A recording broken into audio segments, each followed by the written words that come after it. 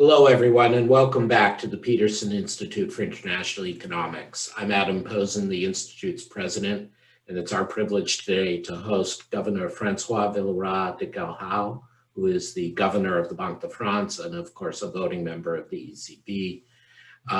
Governor Villeroy will be speaking about financial stability and monetary policy in the context of the European Central Bank strategic review. We are very delighted to welcome him. He has been a leading central banker since becoming governor, I apologize, of the Banque de France in 2015.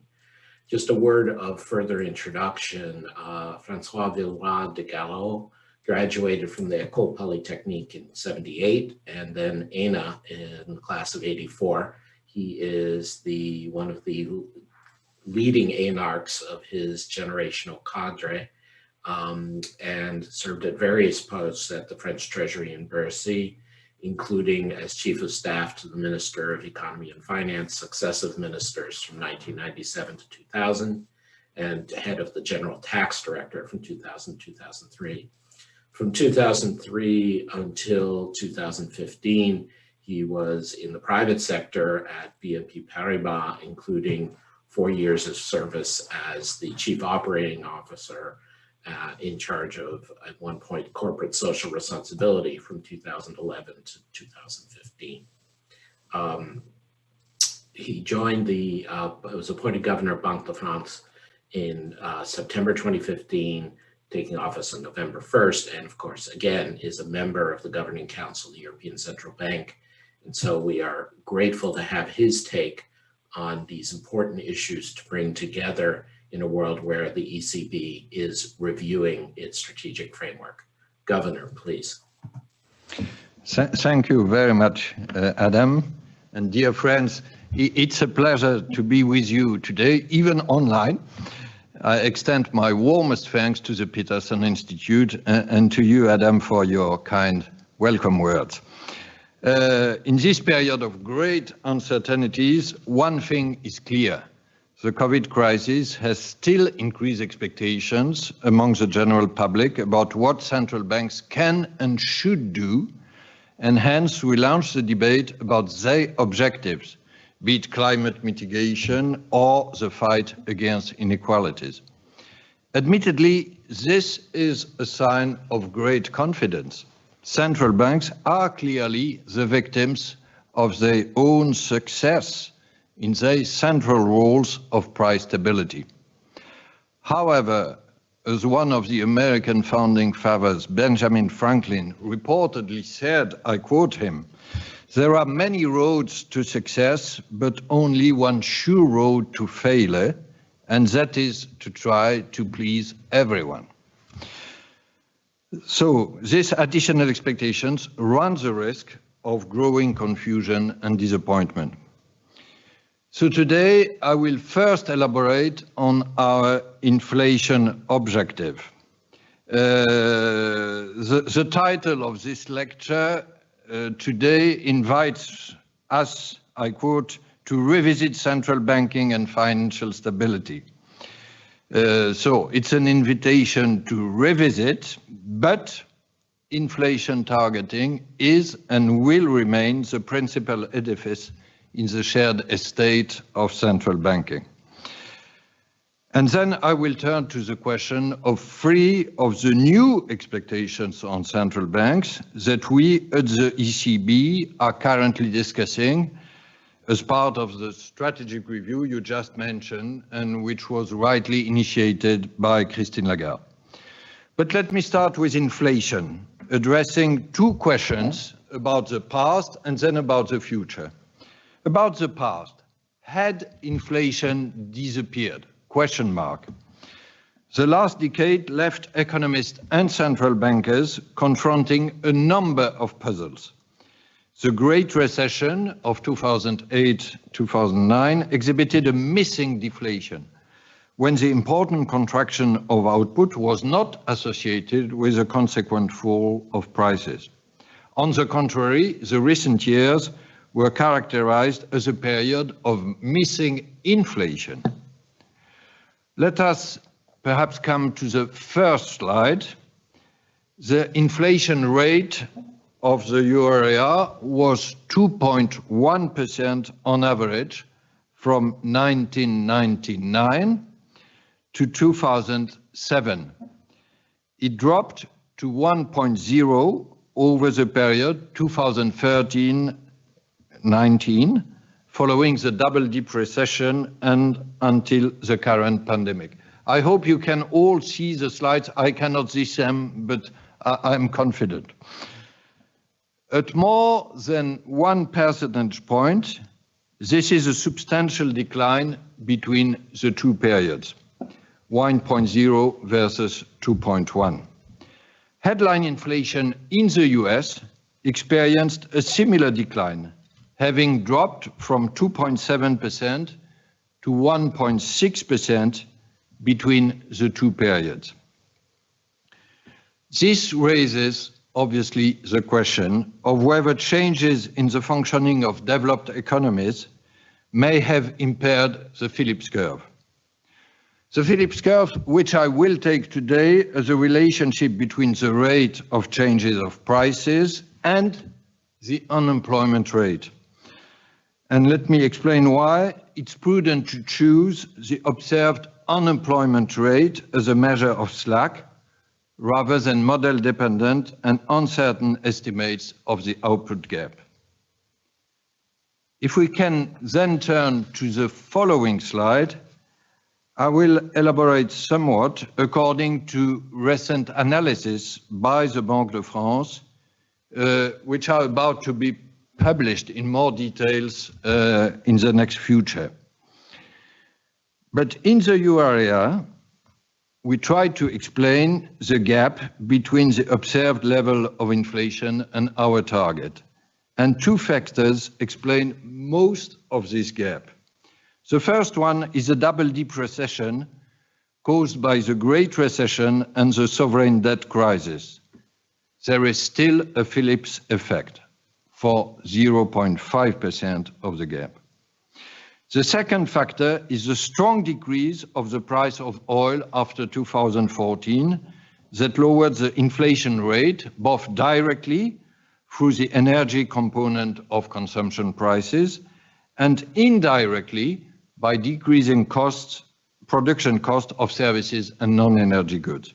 Food prices have also been less dynamic on average since 2014. Combine these factors, the Phillips effect and the energy and food prices, contribute to a more than 1 percentage point decrease in the annual inflation rate. And they were partially mitigated by unconventional monetary policy. Absent this policy, in-house computations show that annual inflation would have been close to 0.3% lower between 2014 and 19, in line with ECB estimates. A powerful narrative then emerged by comparing the average contribution of each of these factors between the first period, 1999, and 2013-19. In the second period, macroeconomic shocks have turned disinflationary relative to the first decade of the euro, pushing down inflation despite a partial offset by unconventional monetary policy. So we can explain most of what I call the missing inflation. But the unexplained or residual part of the inflation decline has averaged about 0.3 percentage points since 2013. If we can turn to the next and last slide, which gives more detail about the recent years. This share unexplained residual in gray on the graph has been growing recently, suggesting that we need to pay close attention to its potential causes. Across the euro area in recent years, higher wages have been partly offset by squeezing corporate margins, particularly in market services. Another factor may be the possibility of a downward drift in long-term price expectations that could have followed from the prolonged period of low inflation. Last but not least, structural changes may have impacted the process of price and wage formation in the context of increased digitalization and globalization of our economies and diminishing bargaining power of workers. Still, the quantitative weight of these structural factors is less than clear and has not achieved consensus among economists. So this is a question about the past. Let me come to the future. Will we see the return of inflation? The current debate on a potential return of inflation may be legitimate in the US, but not in the euro area. In the US, the output gap is projected to close and become positive in the course of this year. The inflation surge could nevertheless be transient and then hopefully stabilize in a new regime of what we could call controlled reflation.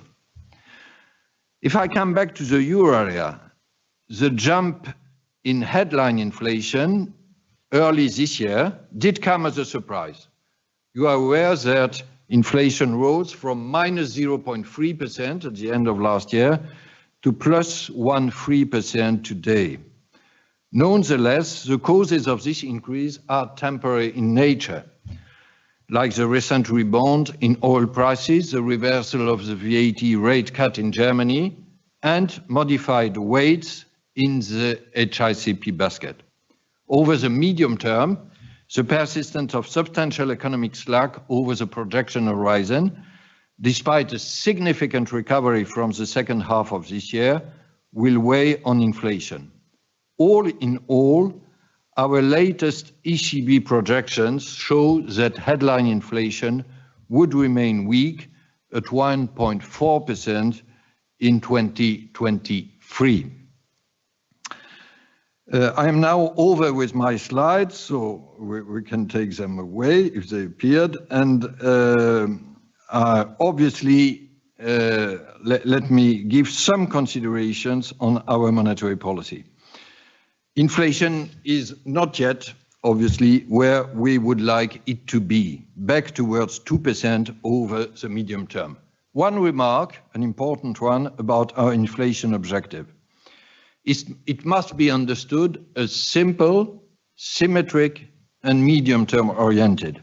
Simple means that we could re-examine over-sophisticated qualifiers still associated with a 2% figure.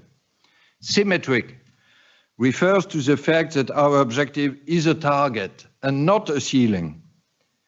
We might be ready to accept inflation higher than 2% for some time.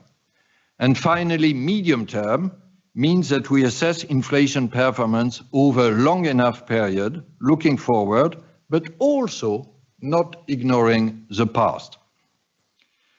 Keeping this inflation objective in mind, allow me to reflect on our current and future monetary policy and design what I would call a reinforcing equilibrium triangle.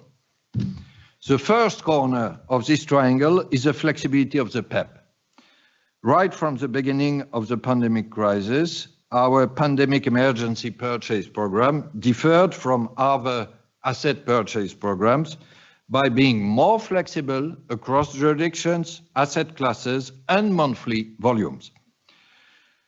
I sometimes hear the suggestion from market analysts to provide a quantitative definition of what we mean by favorable financing conditions, and that we should perhaps even introduce yield curve control, YCC, on sovereign bonds. I disagree, and let me explain why. As we are concerned about financial conditions for all borrowers, not just sovereigns, and different forms of financing, not just market funding, we stick to what we call a multifaceted and holistic assessment. And our assessment of how favorable financing conditions are, while we look both at real and nominal yields, is done in conjunction with the inflation outlook, as explicitly stated in our latest Governing Council. So, we will make informed judgments rather than apply predetermined rules. But not acting automatically does not prevent responding effectively. Quite the contrary. Look at our recent decision to conduct our purchases, I quote, at a significantly higher pace. It was well noted by markets and implemented promptly. It limited unwarranted transatlantic spillovers.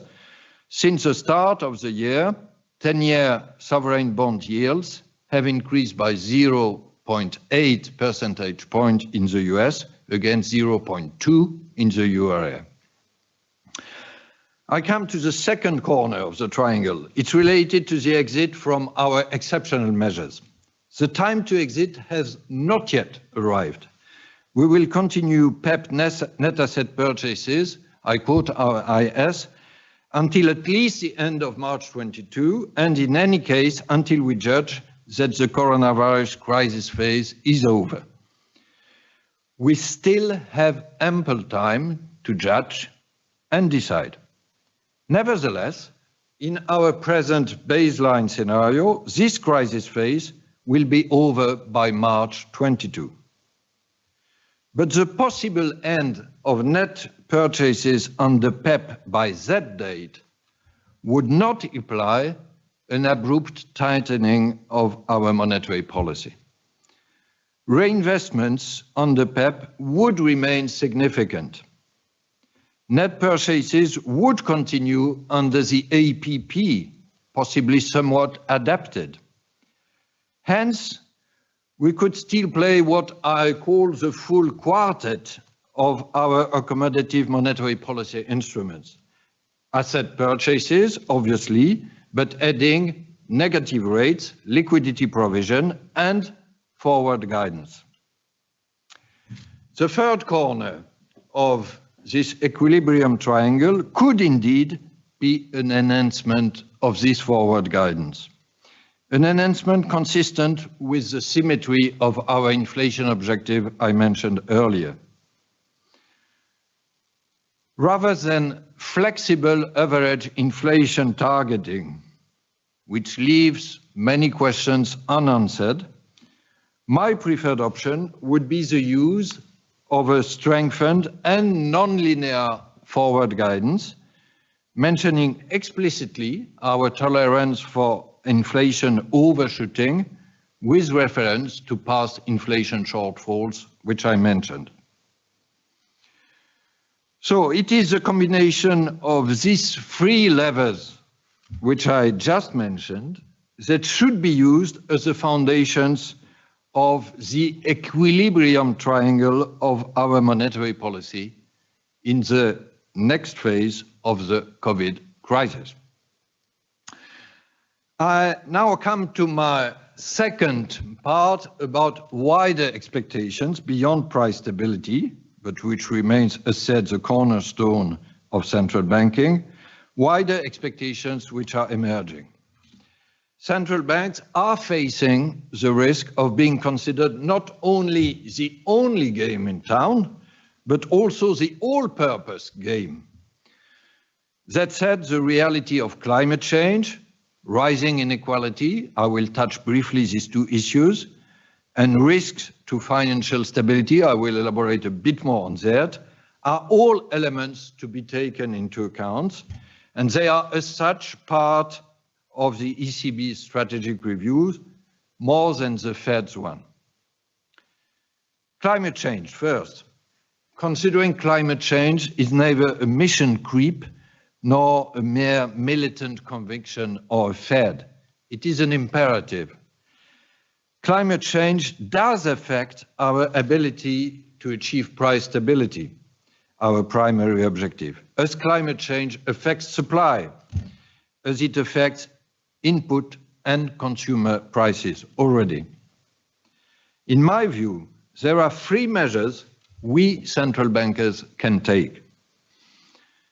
I speak of monetary policy. I don't speak of our role as supervisors, where we also can take strong measures. The first measure is to incorporate climate change into our macroeconomic models. Second, we must gradually decarbonize our balance sheets in a pragmatic and targeted way by adapting the valuation of our assets. And third, by disclosing the criteria by which we value assets, we can set a standard that others will follow.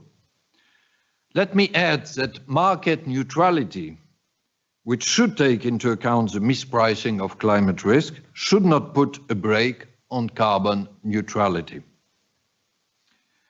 I now turn briefly to inequalities. Monetary policy inevitably has redistributive effects. The evidence is preliminary, but it suggests that the effects of more accommodative monetary policy has reduced income inequality, both by boosting revenues thanks to increased employment for the lowest part of the income distribution, and by diminishing savings revenues at the highest hand. But on wealth, the jury is still out, as the middle class benefited from the rise in housing prices, but the better off could have benefited still more on their financial assets. That said, fiscal policy is and should remain the best tool for fighting inequality, as it can be more targeted than monetary policy. This is especially true in Europe, thanks to our social model.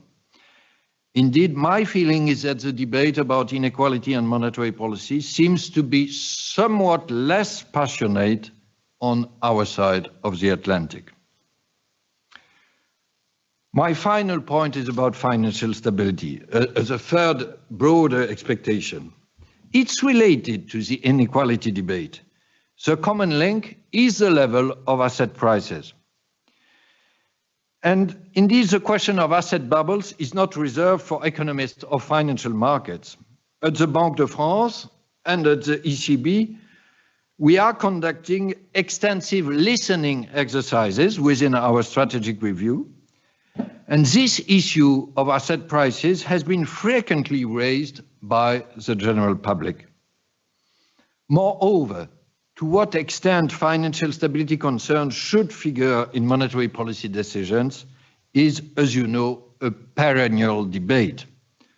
Most central banks have a separation principle in which monetary policy and financial stability, to be dealt with by macroprudential policy, are kept entirely distinct. This clear division of responsibilities has worked well. But, there is a but, the macroprudential instruments we actually have, while remaining the first and main line of defense, are insufficient to address the whole range of financial stability concerns.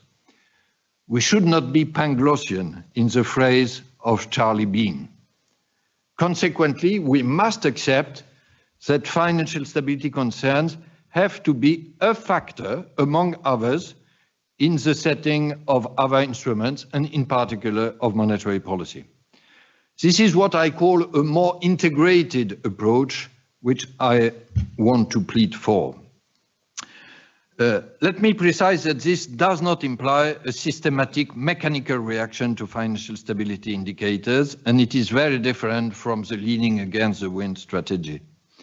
What I suggest is a slight evolution in our analysis, the data mix, and in our implementation, the instrument mix. On the data mix, the Governing Council already has to ensure its decisions comply with the proportionality principle, and so it has to consider the side effects of its policy actions.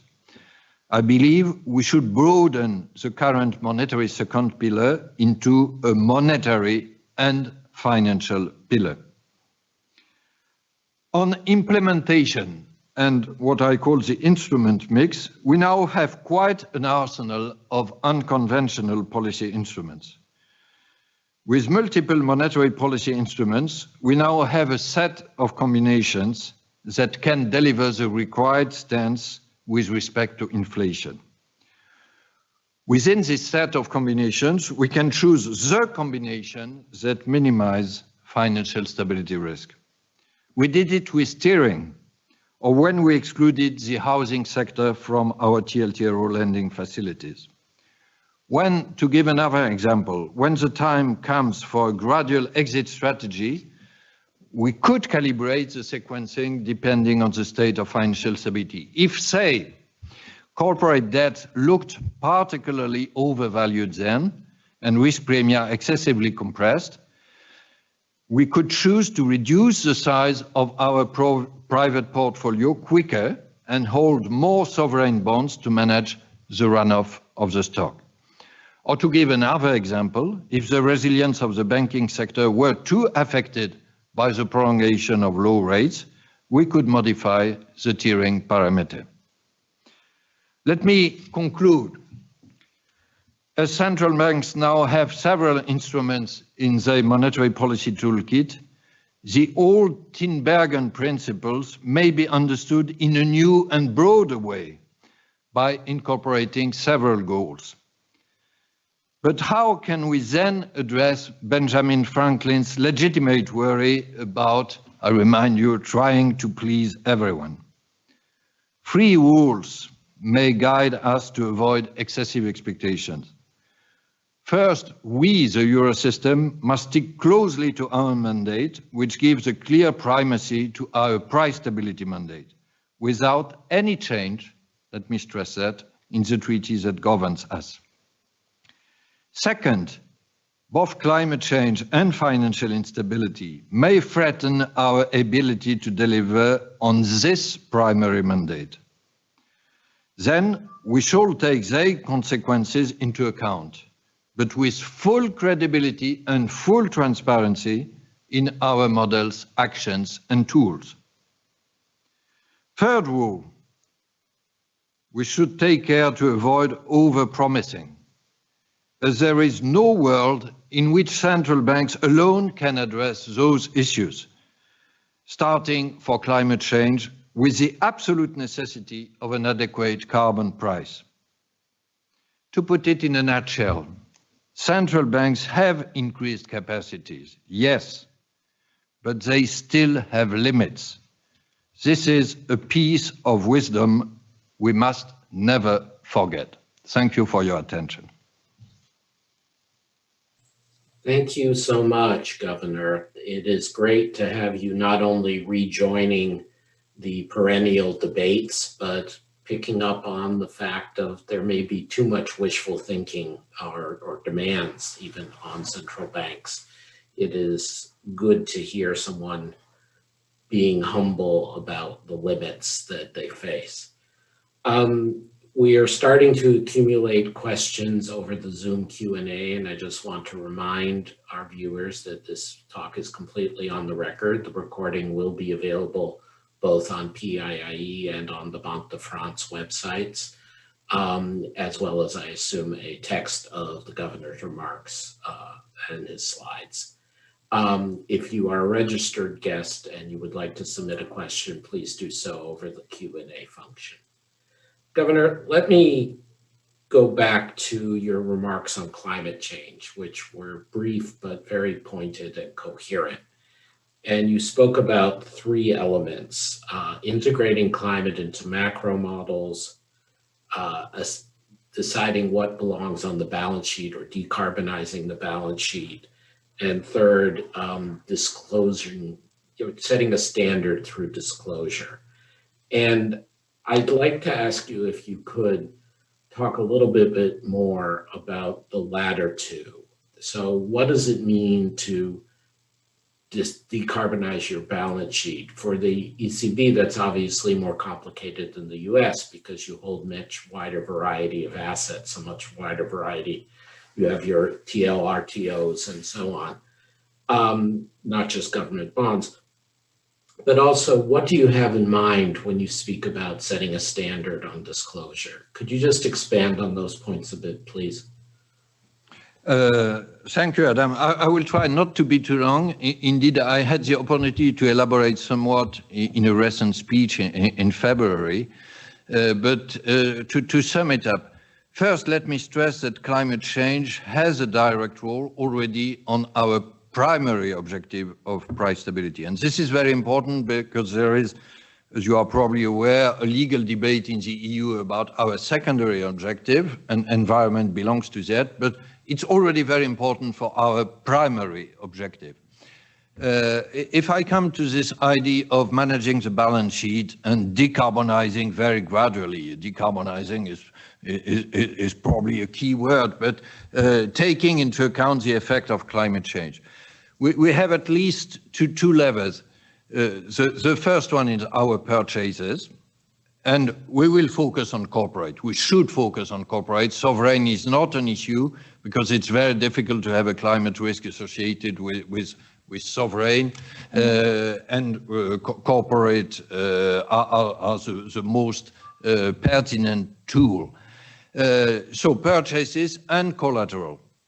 What we could do is, at the end, the best tool would be to have a clear financial translation of the climate-related risk of each corporate. But there is still a long methodological way to go associated to stress test scenarios, etc. We are doing this work in the NGFS network for greening the financial system, which we created at the Banque de France, and which is a very significant success. But we are not yet there. So what we could use, at least for a transition period, is some climate alignment data we have on corporates. And we have now many, and they are reliable, at least for the most important corporates, which are, as you know, the most important part of our portfolio. So we could tilt our asset purchases, and we could change gradually our collateral policy. On disclosure, and I try to be brief on your very important questions, I think we already at the Banque de France have a full disclosure of our non-monetary portfolio, and we have been pioneers in that. And if you are interested, look at our sustainable investment report, which is really probably one of the most advanced. We will do it in the Eurosystem for all national central banks by next year, and it will come for our monetary portfolio. We will use probably the European taxonomy and the European standard. And if we go to an international standard, and there are now intensive discussion about that, we could use them. But the effect to lead by example for central banks, we do it already on our non-monetary portfolio. It could be very powerful also on our monetary balance sheet. Thank you very much, Governor. And you're right, let us refer people to your February speech where you made further remarks on that issue. On the Q&A function from a number of knowledgeable viewers, we have questions about your clear statement regarding the simple symmetric medium-term inflation target for the European Central Bank.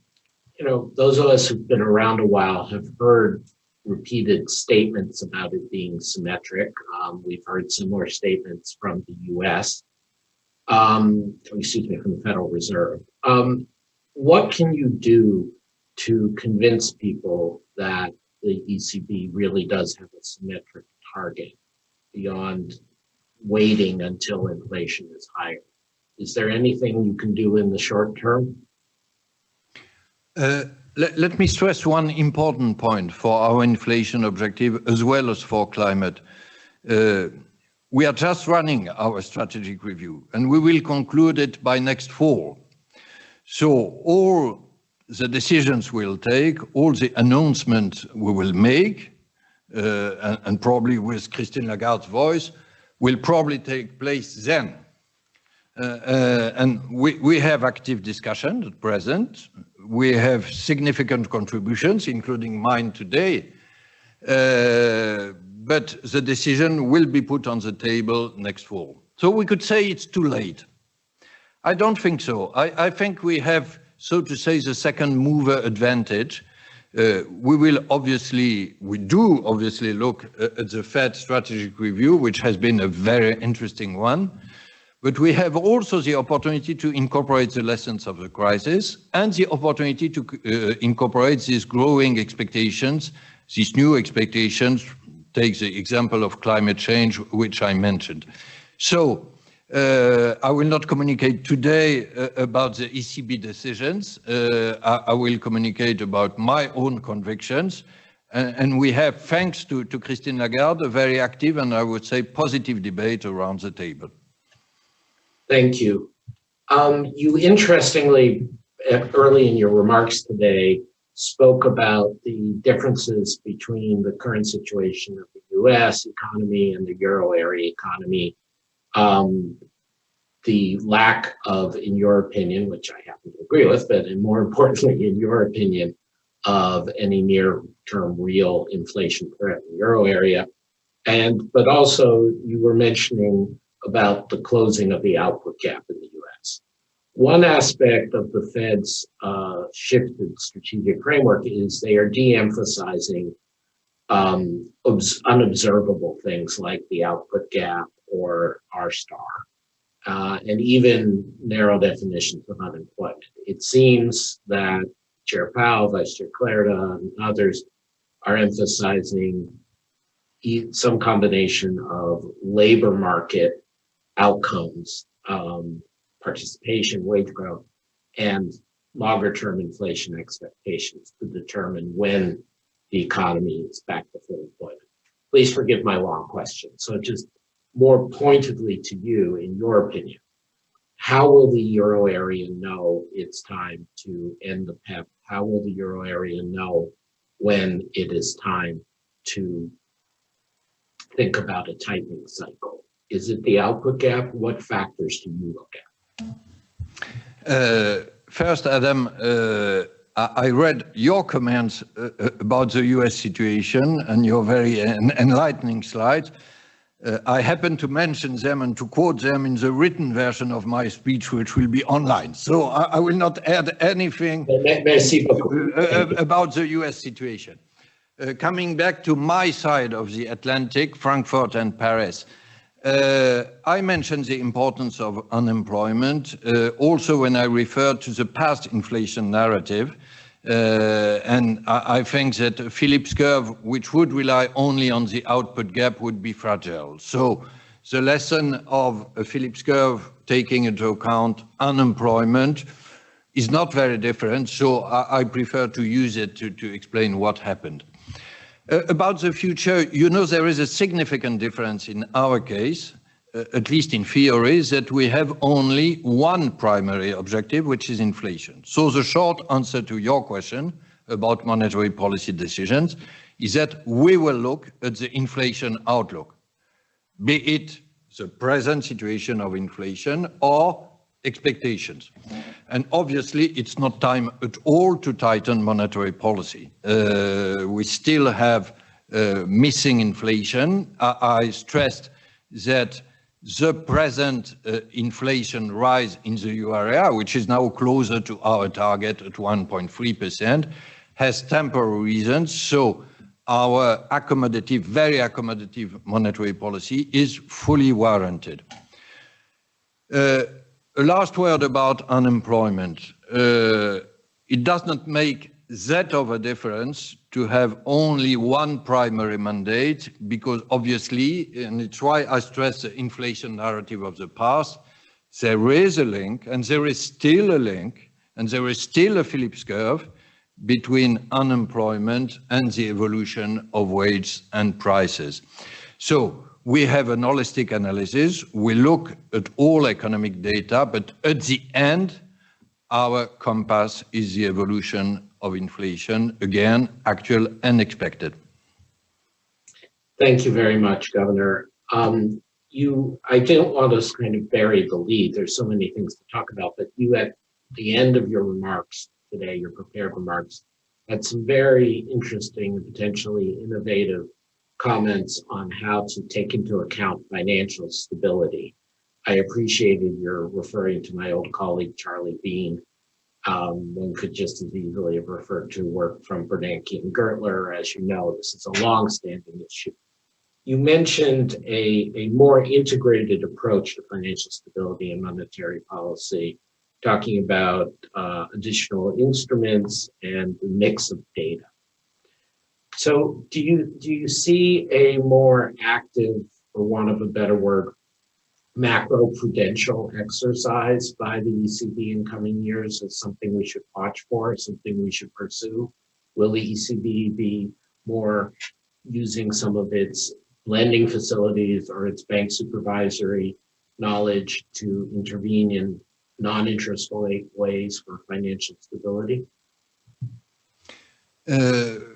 Perhaps two remarks answering your question. First, we obviously have to enhance macroprudential policy and macroprudential tools, and not only in the euro area. It's a global challenge. Look at non-banks, for instance. We lack some macroprudential tools for non-banks, especially on the liquidity side. So this is typically the kind of issue we are discussing within the FSB, and we should report to the G20 about the regulation and macroprudential tools towards non-banks. In the euro area, our specificity is that we have two levels of macroprudential policy. We have the euro area level, so-called ESRB, European Systemic Risk Board, shared by Christine Lagarde, and we have national macroprudential bodies. We have, in our case, a High Council for Financial Stability, which is very close to the US FSOC, and it works. And we have to combine these two levels, perhaps still better. So this is for the macroprudential part of the answer. What I mean with this more integrated approach is more the link with monetary policy. So I will only keep the monetary hat of the European Central Bank. Adam, if I may express it so, the traditional view opposes two very different solutions. On one side, the separation principle. So you have monetary policy, you have macro-pru.